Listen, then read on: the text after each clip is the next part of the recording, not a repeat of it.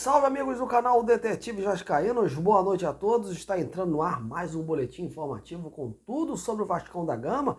Vasco que está concentrado para o duelo da segunda fase diante do Água Santa amanhã em São Januário. Aqui você não vai perder nenhum detalhe desse jogo e de quebra ainda vai saber mais a fundo outras informações pertinentes ao clube, como por exemplo, questão de reforço.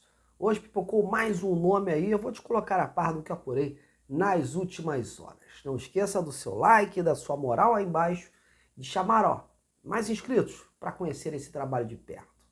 Bom, então vamos começar esse boletim falando, claro, do jogão de amanhã em São Januário diante do Água Santa. Ambos os times já estão concentrados e o Vasco focado e preparado para fazer prevalecer a força do seu estádio. O Vasco tem o seu mando de campo e o Ramon quer o time jogando com inteligência e sabendo construir um resultado com dedicação e não desperdiçando assim as oportunidades. Ele sabe que seu adversário vai vir chegar fechado, explorando os contra-ataques e só esperando aí os vacilos do Vasco para poder dar o bote. Por isso, sinalizou para os seus defensores que haja aí uma recomposição à altura neste momento. O Vasco vai manter o mesmo esquema que vinha adotando com a formação dos três zagueiros, né? Mas o Ramon acredita que o Payet tem tudo para fazer a diferença novamente. Ele e o Galdames aí vão ter um bom papel para pisar na área e distribuir as jogadas. A tendência é que o Adson seja mantido lá na frente e que o treinador também acredita que o jogador está numa sequência positiva e vem crescendo de produção junto com o time. Por isso, a escolha do Adson. Havia uma dúvida também sobre volante, já que o Zé Gabriel ficou fora do último jogo, onde o time goleou a Portuguesa. E com isso, seu substituto, o Esforça, acabou ganhando mais uma oportunidade. Foi bem, causou até uma certa dúvida na cabeça do Ramon. Mas, a princípio, o Zé Gabriel deve retornar mesmo ao seu posto, pois há o entendimento de que o Esforça seja colocado aí gradativamente no time, já que é um jogador muito jovem. E o Ramon não quer assim queimar etapas. Lembrando que se a partida terminar empatada, a disputa será nos pênaltis para definir quem passa de fase. São Januário há uma enorme confiança de que o time vai repetir a boa atuação que teve no último jogo e fazer com que o fantasma da eliminação da Copa do Brasil do ano passado, nessa mesma fase, passe longe.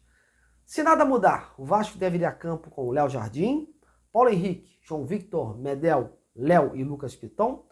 A meiuca aí com o Zé Gabriel. A gente bota uma dúvida aí. Vamos botar entre parênteses o Esforço aí, caso o Ramon apareça com esse jogador de última hora. Porque do Ramon a gente pode esperar tudo.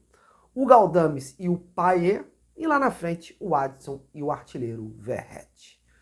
Bom, agora vamos dar uma situada rápida no Netuno, assim como é chamado o Água Santa, time da cidade de Diadema, em São Paulo. O Água Santa faz uma campanha com muitas oscilações no Campeonato Paulista, bem diferente do que ocorreu ano passado, quando foi vice-campeão.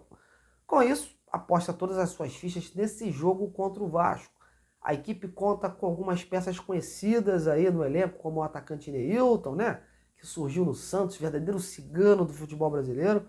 O também atacante Jael, o Cruel, e tem nomes também que estão se destacando, como, por exemplo, o meia Luan Dias, camisa 10 do time, que vem fazendo bons jogos por lá. Há outros nomes conhecidos também, como o Bruno Mezenga, o Gabriel Inocêncio e o Júnior Todinho. E o zagueiro Valber, tá lembrado? Esse jogador passou pelo Vasco durante a Série B. Terrível as lembranças. Bom, consultei aí alguns amigos lá de São Paulo, da imprensa, e segundo eles, o Água Santa deve vir escalado da seguinte maneira.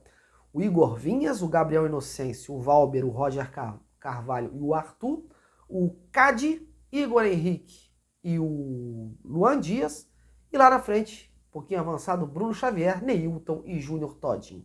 Lembrando que o time é comandado pelo Bruno Pivetti, que tem uma boa rodagem aí em times da Série B. Provavelmente vai jogar fechado, explorando os contra-ataques, e a formação, inclusive, pode ser mudada em cima da hora, né? Para uma equipe mais cautelosa, já pensando aí na pressão e na força do Vasco em seu estádio. Até porque é interessante para o Água Santa também, por tudo que envolve esse jogo, levar a decisão para os pênaltis, né? Bom, agora vamos mudar de assunto e falar de reforços. Chegou há pouco no Rio de Janeiro, vindo de Lisboa, o atacante Cleiton Silva, novo contratado do Vasco. Vai fazer exames aí, médicos amanhã, e assinará então oficialmente o seu contrato. O atacante disse estar bem fisicamente. Inclusive já se colocou à disposição do técnico Ramon Dias para atuar contra o Nova Iguaçu no próximo domingo. Porém, para ele poder estar apto, precisa aí ser inscrito até amanhã. Caso contrário, negativo. A gente vai ver como é que fica isso, porque há muita documentação ainda para ser enviada lá pelo clube de Portugal. Bom, e falando de mais reforços, amanhã, dia 7, encerra a primeira janela de transferências e hoje ainda rolou especulações envolvendo possíveis chegadas. E o nome conhecido do torcedor carioca, volante do Botafogo, Marlon Freitas. A informação foi trazida inicialmente pelos jornalistas Lucas Pedrosa e Vene Casagrande. Olha, muito se falou aí de uma proposta feita pelo Vasco de empréstimo visando a contratação do jogador. Eu tenho, como praxe, investigar muitas partes envolvidas antes de soltar algo. Eu gosto bastante de apurar, às vezes sou até cobrado por demorar a me posicionar sobre essa situação, mas é porque eu gosto de apurar bastante todos os lados para poder soltar aí uma notícia com total credibilidade. Assim é meu trabalho. E hoje à tarde, tão logo saiu essa notícia, eu pude ir atrás e conseguir falar com uma fonte quente dentro da diretoria do Botafogo. E que me disse o seguinte, segundo essa pessoa, o Botafogo recebeu sim uma sondagem através de um empresário do jogador, sinalizando sobre essa possibilidade de se transferir para o Vasco da Gama. E que, até então, nenhuma proposta formal teria sido feita, apenas conhecer as condições de um possível negócio. E essa fonte foi muito clara. Ela garantiu que o discurso dentro lá da cúpula do Botafogo é de que a chance de acontecer essa negociação é zero. Enfim, é como eu postei hoje à tarde em minhas redes sociais. O jornalista tem que ter sensibilidade nessa hora e não descartar uma reviravolta, porque no futebol as coisas mudam de minuto a minuto.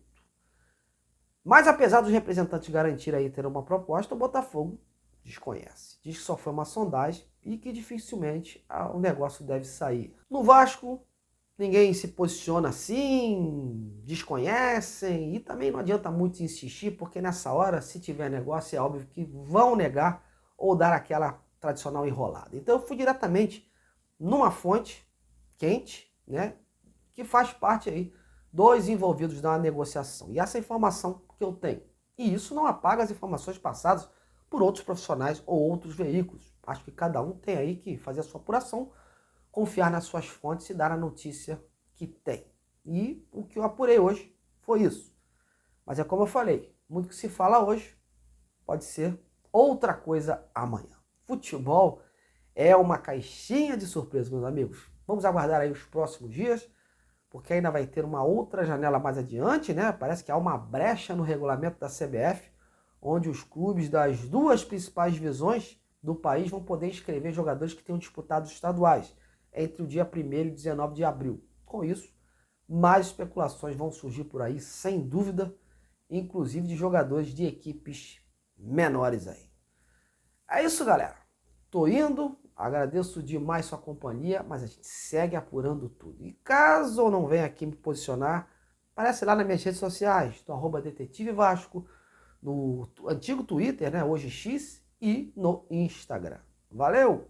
Tô indo. Até amanhã.